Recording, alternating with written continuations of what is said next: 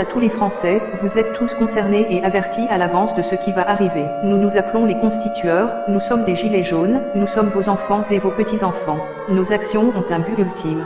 Changer le système, en changeant la Constitution française.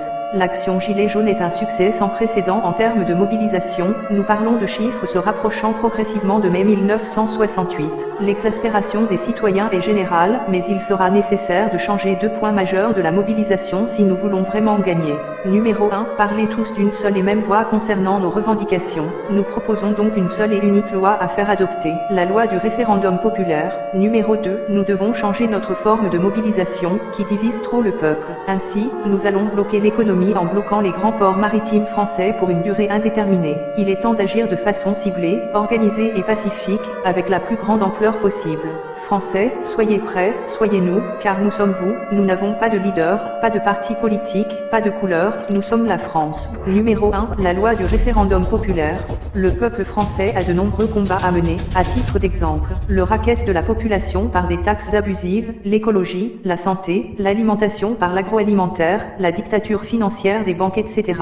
Nous sommes réalistes, ces combats ne peuvent être gagnés en une seule bataille. Il faudra donc gagner la première, la plus importante. Nous sommes déjà au front et il nous faudra arriver, d'une seule et même voix, à la table des négociations avec le gouvernement. Loi du référendum populaire, l'idée est la suivante.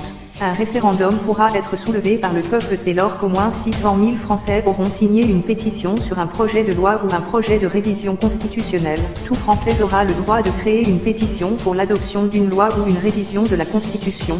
Dès lors qu'une pétition aura atteint le nombre de signataires requis, le gouvernement sera dans l'obligation de soumettre le projet à un référendum national.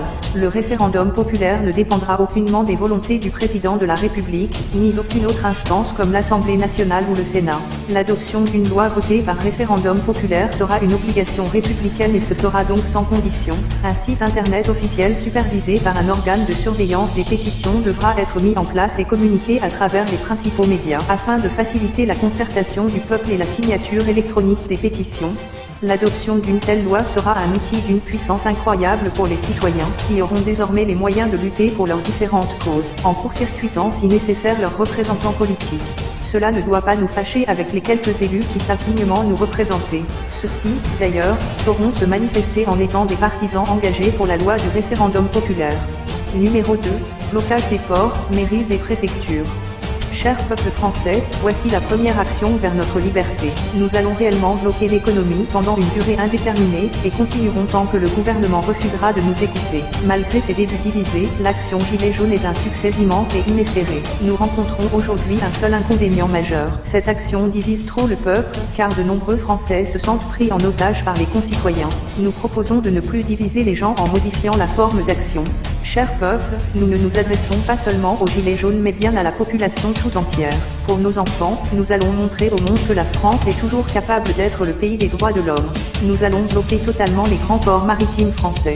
Cela signifie 7 points de rassemblement en France, les ports de Dunkerque, Le Havre, Rouen, Nantes-Saint-Nazaire, La Rochelle, Bordeaux, Marseille. À l'île de la Réunion, le port de la Pointe des Galets. En Martinique, le port de Fort-de-France. En Guadeloupe, le port Caraïbes. En Guyane, le port de Dégrave-des-Cannes. De cette manière, non seulement l'économie sera bloquée à l'échelle nationale, mais aussi le monde aura les yeux rivés vers la France, et verra de quoi les Français sont capables.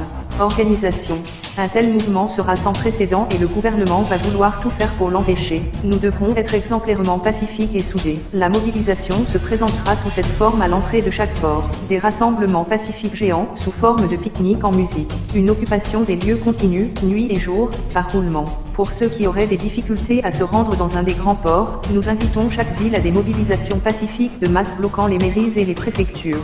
Recommandations et sécurité. Faites des provisions dès maintenant, tant que possible.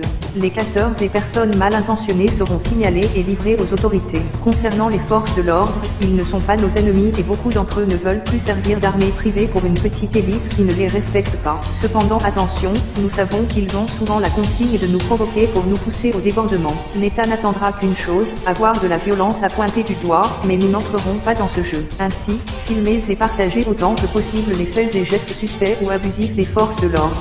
Mise en garde.